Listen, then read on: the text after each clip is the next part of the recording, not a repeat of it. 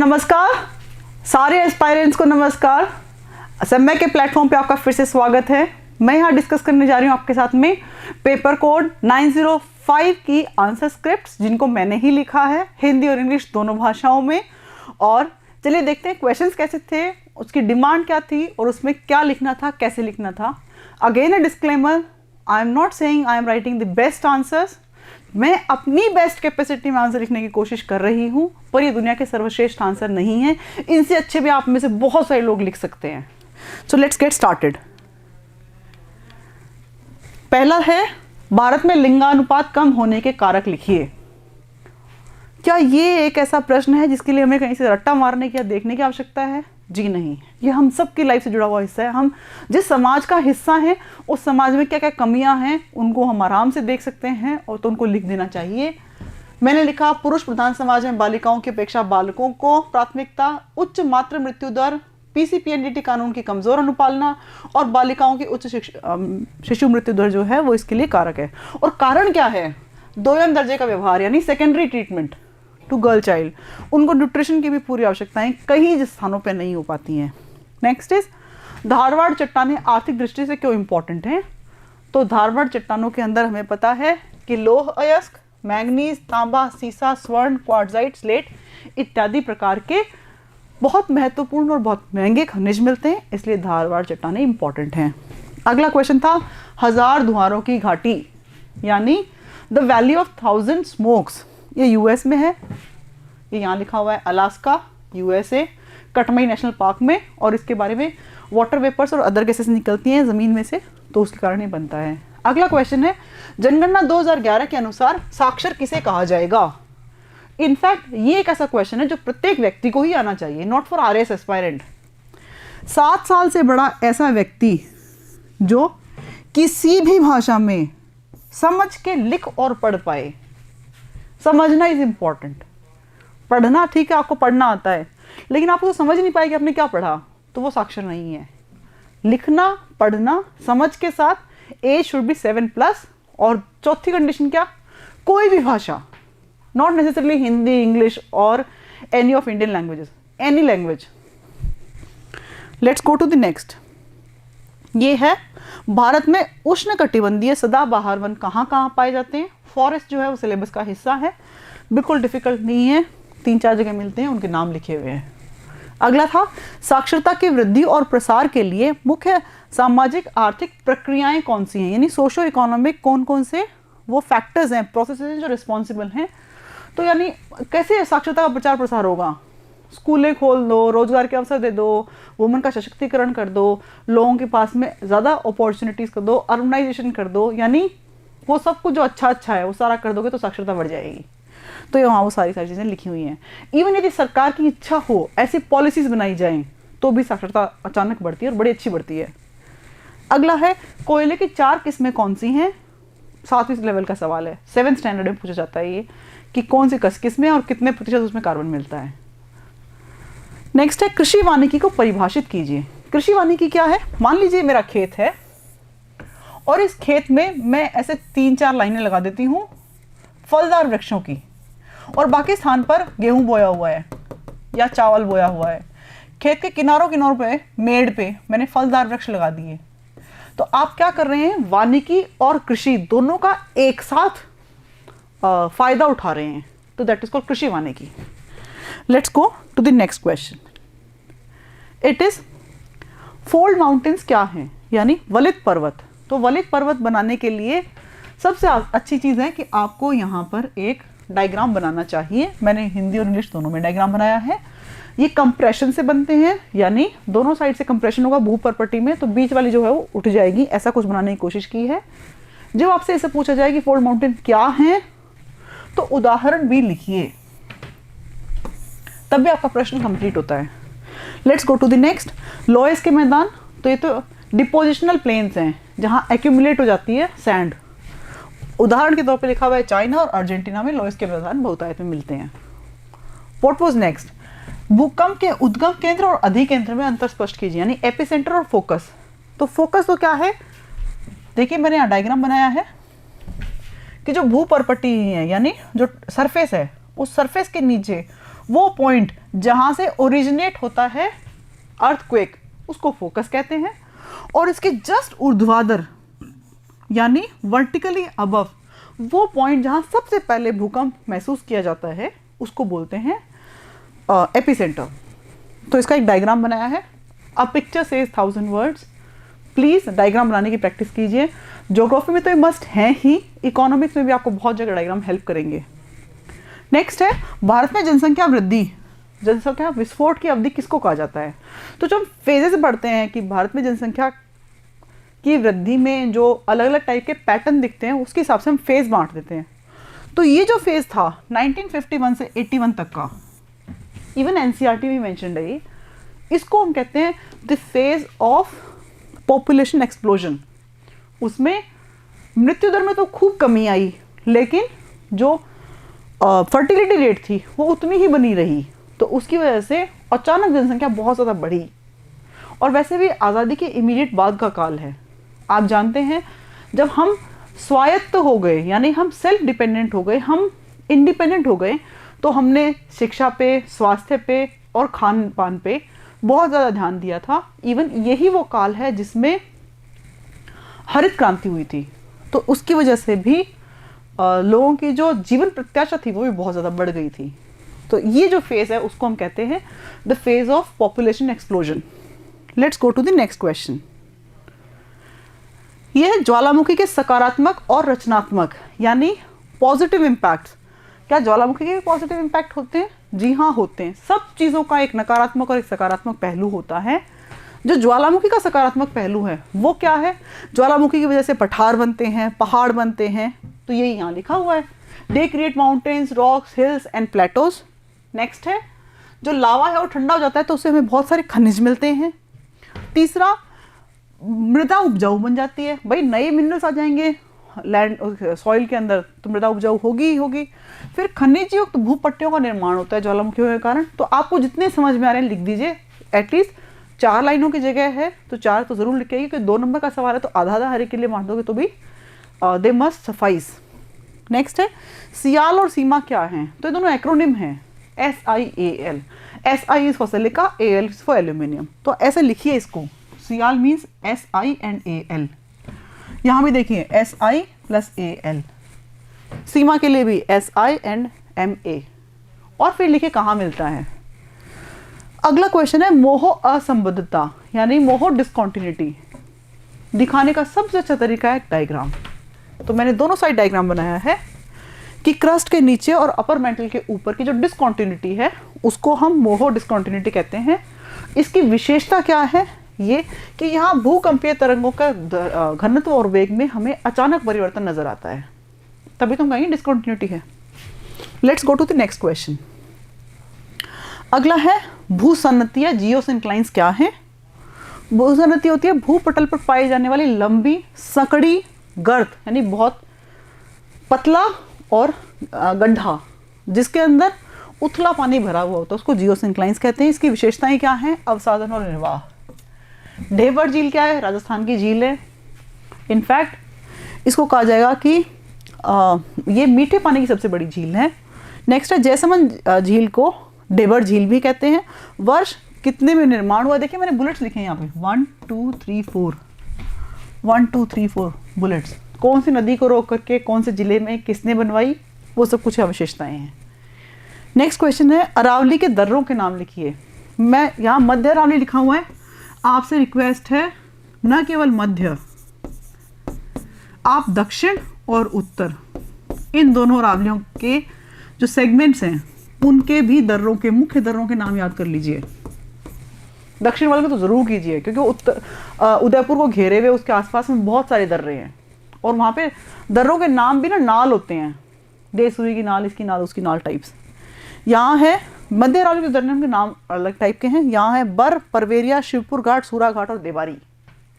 Next है भारतीय one स्थिति रिपोर्ट 2017 के मुकाबले 19 की रिपोर्ट में राजस्थान में कितने प्रतिशत या कितने वनों की वृद्धि हुई? तो वनों की वृद्धि में प्रतिशत नहीं पूछा हुआ, कितनी बढ़ोतरी हुई? तो इट इज़ 57.51 वर्ग किलोमीटर। याद रखिएगा आप जो डेटा लिख रहे हैं उसके साथ में उसकी यूनिट लिखनी बहुत इंपॉर्टेंट है। Let's go to the next question. अगला है, राजस्थान में ऊंट की प्रसिद्ध नस्ल कौन सी पाई जाती है? नस्लें हम याद करते हैं, इसके साथ एक एडिशनल क्वेश्चन और बताती हूँ। ऊंट के संरक्षण के लिए स्कीम, संरक्षण के प्रयास सरकार क्या क्या कर रही है? दूसरा, संख्या में कमी के कारण क्या हैं?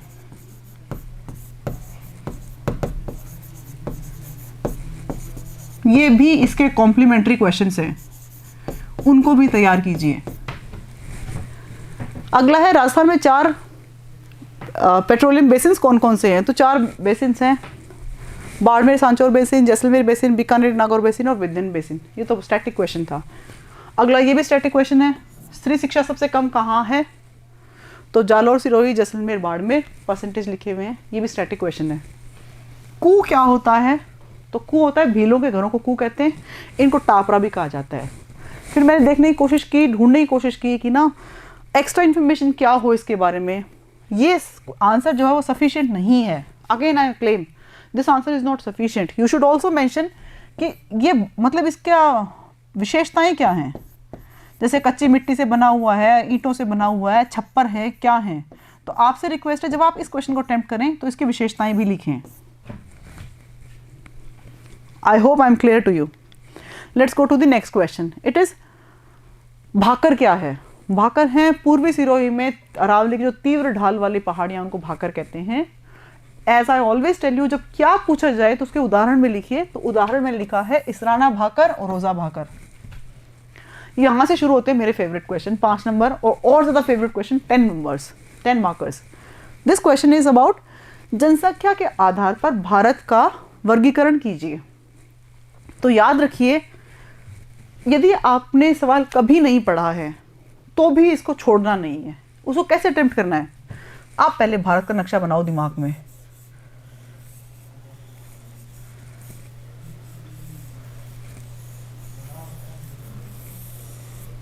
और सोचो कि कहां सबसे ज्यादा जनसंख्या मिलेगी। तो हम जानते हैं उत्तर प्रदेश और बिहार और वेस्ट बंगाल, ये 3 ऐसे राज्य हैं जहां जनसंख्या बहुत ज्यादा है। ये हमारी खुद की समझ से भी हम कह सकते हैं। जनसंख्या कम कहाँ होगी? ऐसे जगहों पे कम होगी जो पहाड़ी इलाका है, ये वाला इलाका है, राजस्थान है, यहाँ कम होगी। और मध्यम कहाँ होगी? जो बच गया इलाका यानी गुजरात, महाराष्ट्र, आंध्र प्रदेश, इनमें मध्यम होगी। और अधिक कहाँ होगी? इसमें एक एरिया बच जाता है जो कि शायद अपनी थोड़ा और सोचेंगे तो केरला बहुत डेंस है और तमिलनाडु बहुत डेंस है, क्योंकि ये दोनों ही बहुत डेवलप्ड हैं राज्य। तो जो डेवलप्ड होते हैं हर कोई वहीं जाना चाहता है। इंडस्ट्रियलाइजेशन बहुत ज़्यादा है, शिक्षा बहुत ज़्यादा है वहाँ पे, तो हर कोई चाहता है मैं ऐसे राज्य में जाके बसूँ। तो इसीलिए वहाँ की जो पॉपुलेशन डेंसिटी है वो बहुत ज़्यादा है। तो यदि आप इस समझ के साथ में भी इस क्वेश्चन को अटेम्प्ट करेंगे तो आई एम श्योर 5 में से 3 नंबर ला सकते हैं। तो मैंने भी कुछ ऐसा ही किया है। यहाँ देखिए, एक डायग्राम बनाया, डायग्राम में कोशिश की 3 अलग अलग प्रकार से दर्शा पाऊँ। यहाँ देख सकते हैं 3 अलग अलग प्रकार से दर्शा पाऊँ उन एरियाज़ को जहाँ डेंस या मीडियम या लो लेवल की डेंसिटी मिलती है, और उनके नाम लिख दिए। फिर इनके पैरामीटर्स क्या होते हैं? पैरामीटर ये है, उच्च घनत्व वहाँ कहीं जहाँ 500 से ज़्यादा लोग रहते हैं, कम घनत्व या मध्यम घनत्व वहाँ कहीं जहाँ 300 से 500 के बीच, और निम्न घनत्व राजस्थान में कितना है? 200 व्यक्ति प्रति वर्ग किलोमीटर, तो निम्न घनत्व। I hope it is clear, it is making sense. Let's go to the next question. It is उत्पत्ति के आधार पर या आयु के आधार पर पर्वतों का वर्गीकरण कीजिए। ये सवाल 2 नंबर में आ चुका है 2018 में, लेकिन इसका मतलब ये थोड़ी है कि 5 नंबर में नहीं आ सकता। पढ़ लीजिए, आ सकता है। प्रेजेंट करने का तरीका देखिएगा, मैंने यहाँ ब्लैक पेन से लिखा है, फिर जो इंपॉर्टेंट एग्जाम्पल्स थे उनको बॉक्सेस में पैक किया है। दूर से देखने में समझ में आ रहा है 32 करोड़, 40 करोड़, 22 करोड़, 3 करोड़ और ये सारे के सारे नाम। तो अपने कंटेंट को अच्छे से प्रेजेंट कीजिए ताकि एग्जामिनर को जोर नहीं आए उसको पढ़ने में। जितना कम जोर आएगा उतने ज़्यादा नंबर छूटेंगे किसके हाथ से। अगला है, भारत में साक्षरता के क्षेत्रीय प्रतिरूप को समझाइए। मतलब रीजनल इम्बैलेंसेस हैं लिटरेसी को लेकर के, हम हमेशा से पढ़ते आए हैं। केरल बहुत अच्छे से शिक्षित है, साउथ के राज्य काफ़ी शिक्षित हैं, नॉर्थ में अभी और काम करने की ज़रूरत है, स्पेशली बिहार, राजस्थान, उत्तर प्रदेश बहुत कम शिक्षा का लेवल्स हैं। तो जो हम पढ़ते आए हैं, सुनते हैं, समझते आए हैं, उनको शब्दों में ही तो लिखना है यहाँ। तो मैंने भी कुछ ऐसा ही किया है। देखिए, साक्षरता के प्रादेशिक प्रतिरूप को देखने से स्पष्ट होता है कि उत्तर से दक्षिण आते हैं तो इसमें वृद्धि हो रही है, साक्षरता में वृद्धि हो रही है। फिर दूसरा, जो कोस्टल एरियाज़ हैं वहाँ भी ज़्यादा है, इनलैंड जो एरियाज़ हैं वहाँ कम है साक्षरता। ये भी एक डिफरेंस नज़र आता है। फिर यहाँ मैंने कुछ एग्जाम्पल्स लिखे हैं, राजस्थान का, उत्तर प्रदेश का, हरियाणा का और बिहार का, और इनके मुकाबले केरल और गोवा और तमिलनाडु। ठीक है। फिर यह लिखा कि उच्च साक्षरता होने के सहयोगी कारक क्या हैं, क्योंकि उन्होंने पूछा क्षेत्रीय प्रतिरूप को समझाइए, तो ये डिफरेंस आया क्यों। तो सहयोगी कारक और नकारात्मक कारक दोनों लिखे हैं। सहयोगी तो ये है कि कम जनसंख्या वृद्धि दर होगी, उच्च नगरीकरण होगा, आर्थिक प्रगति अगर होगी, कृषि उच्च लेवल की यानी हाई टेक्नोलॉजी खेती करेंगे तो लोगों के पास पैसा आएगा, और ब्रिटिश साम्राज्य के अंतर्गत जिन राज्यों में पहले से एजुकेशन पे काम किया गया वो आज भी लीड करते हैं। ये सारे इसके एग्जांपल्स हैं, सो इसके पॉजिटिव कारक हैं। नेगेटिव कारक में क्या होगा, पैसा नहीं है, चैलेंजेस हेल्थ के हैं, जो भौगोलिक कारक हैं, जैसे हिली एरियाज़ हैं वहाँ लिटरेसी बढ़ाना इज अ चैलेंजिंग टास्क। जैसे बाड़मेर, जैसलमेर वाले जो हमारे इलाके हैं जहाँ पे पॉपुलेशन घनत्व तो बहुत ही कम है, तो आप कहाँ स्कूल खोलो, बच्चे कैसे पहुँच पाएंगे, तो भी एक चैलेंज है, वो फिजिकल रीजंस के कारण है। तो वो सब कुछ यहाँ लिखे हुए हैं। आई होप इट इज़ क्लियर। अगला क्वेश्चन है जल जीवन मिशन। इसको मैंने मेरे फेवरेट तरीके से लिखने की कोशिश की है, फ्लो चार्ट बनाने करके। जल जीवन मिशन, पहली बात तो ये क्या लक्ष्य है, तो याद कर लीजिए जल जीवन मिशन जब भी आपके पास पॉसिबिलिटी हो इंक्लूड कर पाने की, तो आपको सस्टेनेबल डेवलपमेंट गोल्स को इंक्लूड करना ही है, क्योंकि जो कुछ भी काम जहाँ कहीं भी है वो उन 17 गोल्स में फिट हो सकता है। ठीक है। तो जल जीवन मिशन जो गोल नंबर 6 है, which talks about portable water and sanitation facility, उससे रिलेटेड है। 55 लीटर प्रति व्यक्ति प्रतिदिन के हिसाब से पीने लायक स्वच्छ जल फंक्शनल नल के माध्यम से घर पहुंचेगा रूरल एरियाज में, ये इसका टारगेट है। आई रिपीट, 55 लीटर प्रति व्यक्ति प्रतिदिन पीने लायक स्वच्छ जल फंक्शनल नल के माध्यम से, कार्यशील नल के माध्यम से रूरल एरियाज में हर घर में पहुंचेगा, ये इसका टारगेट है। 2024-25 तक कंप्लीट करना है। अब ये कि इसके जो अदर फंक्शनल टारगेट्स हैं, यानी इसको करना क्या, उसमें और क्या क्या काम करेंगे, तो ये सारे यहाँ लिखे हुए हैं कि हम वाटर क्वालिटी को मैनेज करेंगे, वाटर को कलेक्ट करेंगे, उसको जाने नहीं देंगे, ट्रीटमेंट करेंगे, डेंस और इंटेंसिव अफॉरेस्टेशन करेंगे, वाटर शेड का डेवलपमेंट करेंगे, और बहुत कुछ काम है, छोटे मोटे टारगेट्स हैं, वो इनको मैंने फ्लो चार्ट में दिखाने की कोशिश की है। अगला क्वेश्चन है, भारत में मृदा की प्रादेशिक या क्षेत्रीय विविधता है, तो उससे रिलेटेड क्वेश्चन था कि इसकी विशेषताएं बताइए। अब मान लीजिए आपने क्वेश्चन कभी नहीं पढ़ा, मतलब इस मृदा से रिलेटेड कंटेंट नहीं पढ़ पाए, you did not find time, है ना, तो आप कैसे लिखोगे। मिट्टी तो हर रोज़ देखते हो, जहाँ कहीं भी आते हो वहाँ अलग टाइप की मिट्टी मिलती है, और नहीं तो एटलीस्ट ये तो पता है कि पंजाब में, हरियाणा में गेहूँ खूब उगता है, उत्तर प्रदेश में गेहूँ भी होता है, गन्ना भी होता है, चावल भी होता है, इवन पंजाब में वहाँ चावल भी होता है, ठीक है, गन्ना भी होता है। तो अच्छा, राजस्थान में मूंगफली हो पाती है क्योंकि मिट्टी हम रोज़ देखते हैं, मोटी मोटी है। अरावली के दूसरी साइड यानी पूर्वी क्षेत्र में जाते हैं तो वहाँ मिट्टी थोड़ी बेटर है। तो यदि हम थोड़ा आइडिया लगाएं तो मिट्टी हमें बहुत सारे प्रकार की मिलती है, ऑलमोस्ट सब टाइप की मिलती है। साउथ में जाएंगे तो रॉकी मिलेगी, ठीक है। तो यहाँ शुरुआत इसी से की है। भारत में मृदा की प्रादेशिक और क्षेत्रीय विविधता है, यहाँ लगभग सभी प्रकार की मृदा मिलती है। और की विशेषताएं क्या हैं, मिट्टी की जो भी विशेषताएं हो सकती हैं वो सारी लिख दो। पुरानी है, मैच्योर है, नाइट्रोजन की थोड़ी कमी है, फिर उपजाऊ मृदा, जलोढ़ और काली मिट्टी भी है। तो राजस्थान में राजस्थान जैसी मरुस्थलीय, क्षारीय और लेटराइट मिट्टी भी है, यानी सब टाइप की मिट्टियाँ हैं। तो सारे एग्जाम्पल लिख दो, आंसर कंप्लीट। आपको वहाँ बैठ के घबराना नहीं है। इस क्वेश्चन से मैं आपको ये कहना चाहती हूँ कि सवाल कैसा भी आए आपको धैर्य नहीं छोड़ना है। Let's go to the next question. अगला है नेशनल मिनरल पॉलिसी 2019 की विशेषताएं बताइए।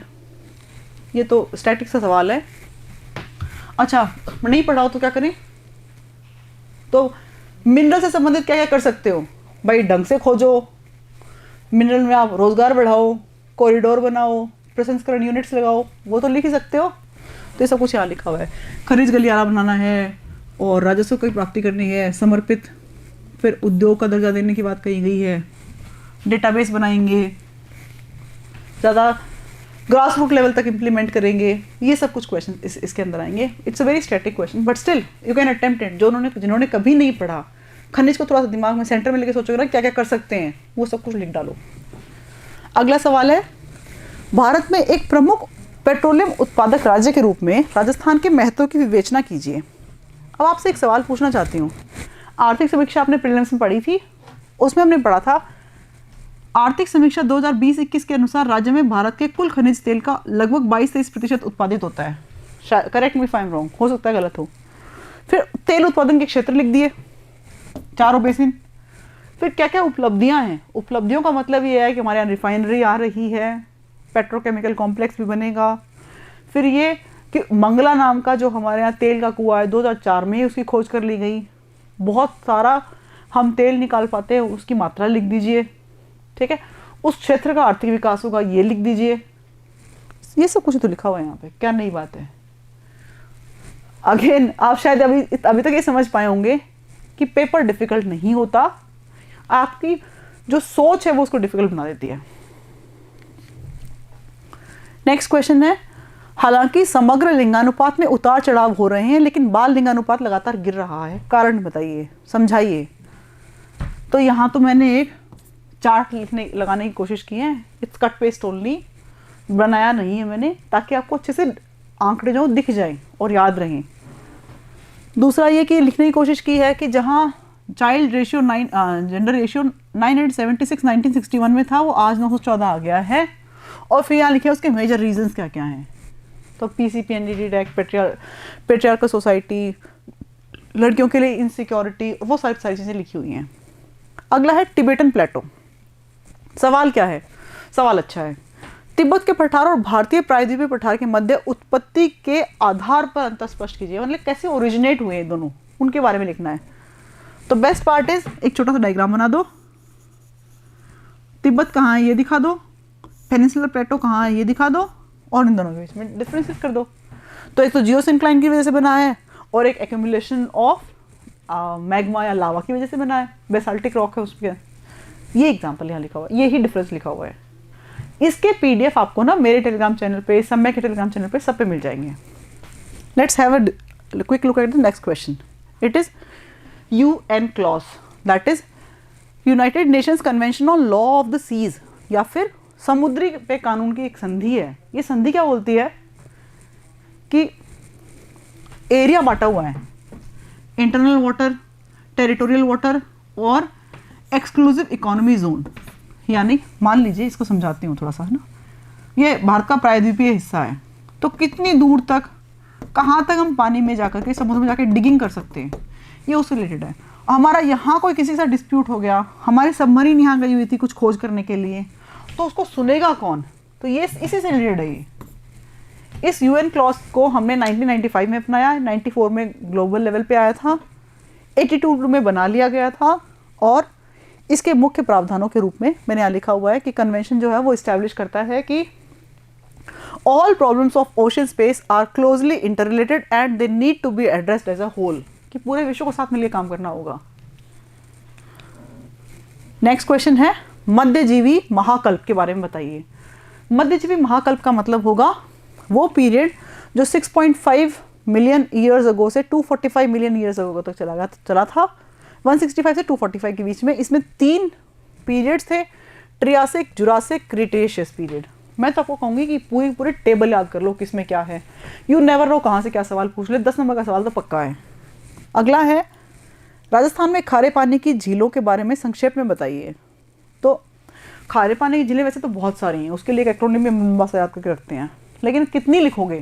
तो 5 नंबर का सवाल है, 4 तो मैंने लिख दी, और 5वां जो लिखा बुलेट, उसके अंदर मैंने सारी बची हुई जो गौण है, मुख्य के तो नाम लिख दिए, जो गौण है उनके नाम एक साथ लिख दिए। और शुरुआत में क्या लिखा कि राजस्थान की मृदा में उपस्थित लवण तैतीस सागर का अवशेष है, जो कई जगह कई शिकतों के कारण ऊपर आ जाता है, और जो झीलों की लवणता का मुख्य कारण भी यही है।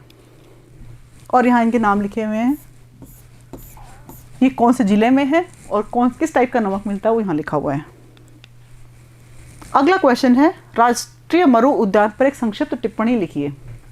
यानी नेशनल डेजर्ट पार्क, ऑल्दो ये नेशनल पार्क लिखा हुआ है लेकिन नेशनल पार्क है नहीं, यानी इसको अभी तक राष्ट्रीय उद्यान का दर्जा नहीं दिया गया है। It is in still process.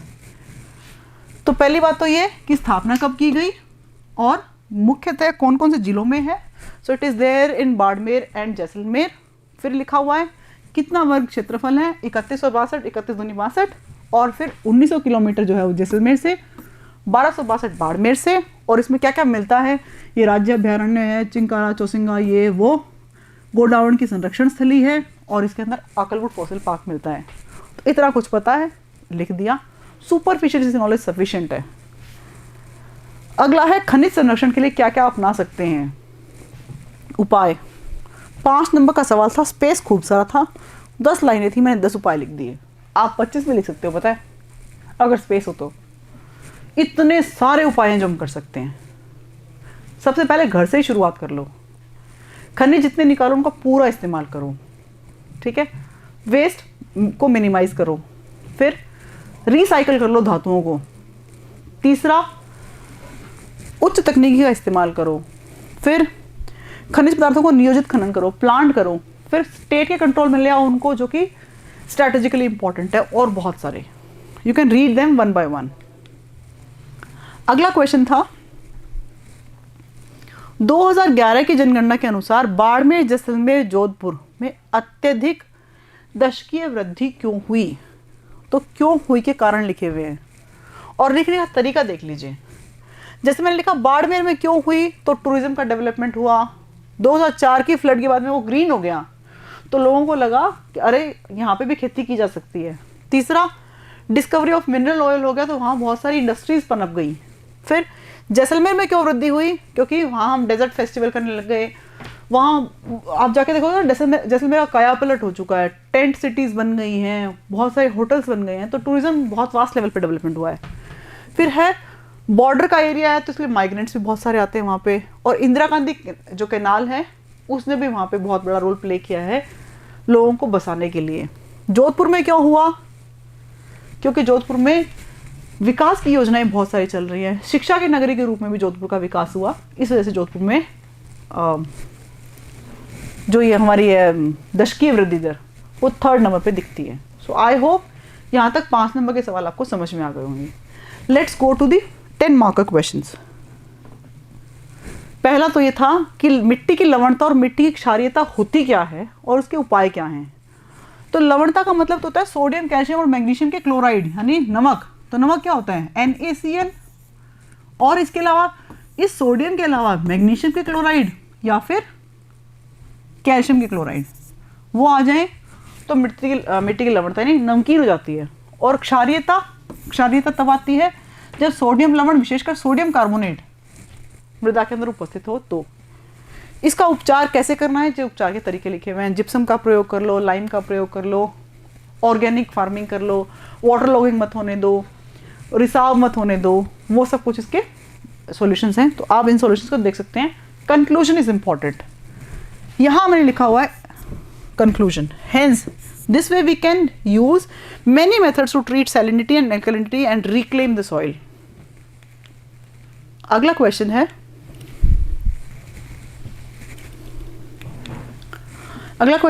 Decadal वृद्धि के सामाजिक आर्थिक प्रभाव क्या क्या हैं। यानी जनसंख्या जो वृद्धि होती है उसकी वजह से कौन कौन से सोशो इकोनॉमिक फैक्टर्स जो हैं वो प्रभावित होते हैं। तो इसमें क्या होगा, जनसंख्या वृद्धि के जितने भी दुष्परिणाम हैं वो सब लिख दो, ठीक है। तो यहाँ वो सारे परिणाम लिखे हुए हैं, शिक्षा के, आवास के, इन सब की हो जाती है कमी, हम पर्यावरण को एक्सप्लॉइट करने लग जाते हैं, पर प्रदूषण कई प्रकार का हो जाता है। तो यहाँ देखिए पर्यावरण पे प्रभाव स्पेसिफिकली लिखे हुए हैं, इस सिर्फ सुंदर बनाने के लिए, कॉपी को ऑर्गेनाइज करने के लिए। पशु पक्षियों का अस्तित्व खतरे में आ गया है, हमने जहाँ खेती की ज़मीन थी वहाँ भी कॉलोनीज काट दी हैं, फिर वनों का विनाश कर दिया है, खनिजों का अंधाधुंध खनन कर लिया है, और बहुत कुछ कर लिया है हमने। तो ये सब कुछ चीज़ें जो है ना ये आती हैं इसका socio economic effect. Let's go to the next question. It is, हाँ क्वेश्चन कुछ और था, मैंने आंसर कुछ और लिखा।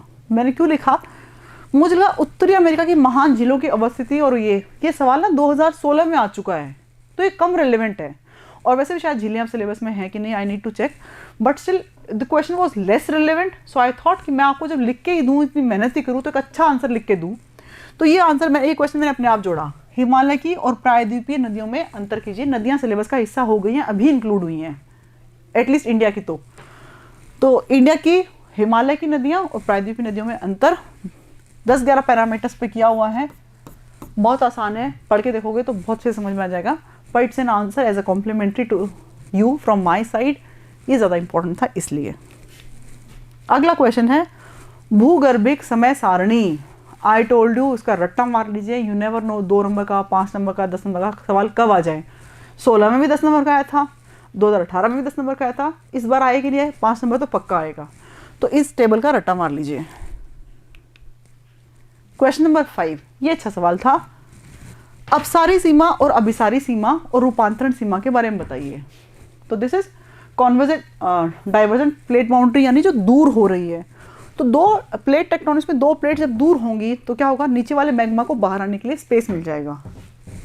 तो ऐसा कुछ बनाने की कोशिश किया, मैग्मा बाहर आ जाएगा, ठीक है। तो नया क्रस्ट बनेगा। तो ये चीज़ें यहाँ लिखी हुई हैं, ये देखिए। जब टेक्टोनिक प्लेट एक दूसरे से अलग होती है तो नई परपट्टी का निर्माण होता है। अच्छा, ये डाइवर्जेंट थी, जब एक दूसरे की तरफ आएंगी तो क्या होगा, एक नीचे धंस जाएगी, दूसरी ऊपर उठेगी। तो यानी क्रस्ट जो है ना वो कम हो जाएगी, भू परपट्टी का नाश होगा, कम हो जाएगी। तो ये ऐसा कुछ हुआ है। तो उससे कई माउंटेन्स बनते हैं, लैंड राइज जाती है, ये देखिए। तो इसका डायग्राम बनाया है। नेक्स्ट है रूपांतरण सीमा। तो इसमें ना तो नीचे जाए, ना दूर जाए, ना पास आए, पास रहें और सरकती रहें। तो ऐसे के लिए मैंने ये डायग्राम बनाया, ट्रांसफॉर्मेशनल बाउंड्रीज, और उसका डिस्क्रिप्शन लिख दिया। आई होप यहाँ तक चीज़ें आपको समझ में आ रही हैं। डायग्राम की इंपॉर्टेंस भी समझ में आ रही होगी। पेज अच्छा दिखता है जब डायग्राम बनाया होता है, और समझ में अच्छे से आता है कि एग्जामिनर को लगता है कि इसके कॉन्सेप्ट क्लियर है। अगला सवाल है, राजस्थान में बंगाल की खाड़ी और अरब सागर में मिलने वाली नदियों के अपवाह तंत्र का विवरण दीजिए। आप इसको कई तरीकों से कर सकते हो। कई लोग करेंगे ऐसे, लिखेंगे बंगाल की खाड़ी अपवाह तंत्र, और फिर नदियों के नाम लिखेंगे अलग अलग, और फिर उन नदियों में से कौन सी सहायक नदियां उनके नाम लिखेंगे। ये भी सही है और ये भी ठीक है। मुझे लगा कि अगर मैं ऐसे बनाऊंगी तो मेरा बहुत सारा स्पेस चला जाएगा, तो इन्फॉर्मेशन कम दे पाऊंगी मैं। तो यहाँ इसलिए मैंने कहा बंगाली खाड़ी तंत्र, अरब सागर खाड़ी तंत्र, अरब सागर तंत्र, और उनमें मुख्य मुख्य नदियों के नाम लिख दिए और उनकी विशेषताएं लिख दी। ऐसे ही लूणी नदी, माही नदी, साबरमती और पश्चिमी बनास, इनके नाम लिख दिए और उनकी विशेषताएं लिख दी। आप कैसे भी अटेम्प्ट कर सकते हैं, it is up to you, but the content should be relevant. Last question है राजस्थान की सोलर नीति की विशेषताएं। अब इसमें जो इंपॉर्टेंट समझने लायक या रट्टा मारने लायक बात है वो एक तो ये है, एक ये है, एक ये है, और कुछ भी रट्टा मारने लायक नहीं है। क्यों? चलिए देखते हैं। पहली बात तो नीति 19 में आई है तो 5 साल का टारगेट होगा, तो वैसे भी देख लो आप 24-25 का टारगेट है। फिर अगली चीज़ है कि 24-25 तक करना क्या है, तो 30,000 मेगावाट की हमें प्रोजेक्ट लगाने हैं सोलर ऊर्जा वाले, क्योंकि सौर ऊर्जा नीति है। और चौथा चीज़ याद करने लायक ये है कि रिन्यूएबल परचेज ऑब्लिगेशन, जो RREC की पहल है, उसके तहत ये है कि आप बनाओगे तो हम खरीदेंगे ज़रूर। सरकार ने कह रखा है यदि आपके किसी प्रयास से सोलर प्लांट से बिजली बनती है तो सरकार बाध्य है उसको खरीदने के लिए, ठीक है, तो खरीदी जाएगी। बस इसके अलावा सब कुछ कॉमन है, सब कुछ आप अपनी समझ से लिख सकते हो। क्या कि ऐसे प्रोजेक्ट्स को बढ़ावा देंगे जो कि रिन्यूएबल एनर्जी पे चल रहे हैं, लोगों के घरों के ऊपर सोलर प्लांट लगाएंगे, उनको वो जो ऑफ द ग्रिड वाले हैं, यानी घर की लाइटिंग सिस्टम, घर का गीज़र, इनके लिए वो देंगे। सारे डिस्ट्रिक्ट हेडक्वार्टर को ग्रीन एनर्जी से बनाने की कोशिश करेंगे। फिर हम जानते हैं कि ना चार्जिंग स्टेशन चाहिए होते हैं नई जो EV व्हीकल्स हैं उनके लिए, तो उनके लिए वाहनों की चार्जिंग की फैसिलिटी बनाएंगे। और जो कुछ भी आप सोच सकते हो सब लिख सकते हो, सब कुछ है इस पॉलिसी में, बहुत बड़ी पॉलिसी है। So with this I come to the end of this discussion कि पेपर 905 क्या था, क्या लिखना था, कैसे सवाल थे। सवाल बिल्कुल डिफिकल्ट नहीं थे, सिर्फ और सिर्फ आपके धैर्य के परीक्षण के थे। की टेक अवेज क्या है? डायग्राम बनाना है, अपनी समझ से जो नहीं आ रहे उन क्वेश्चंस को भी अटेम्प्ट करना है, खाली कुछ नहीं छोड़ना है। तो लेखन का अभ्यास करते रहिए, टेस्ट सीरीज ज्वाइन कीजिए। All the very best, thank you.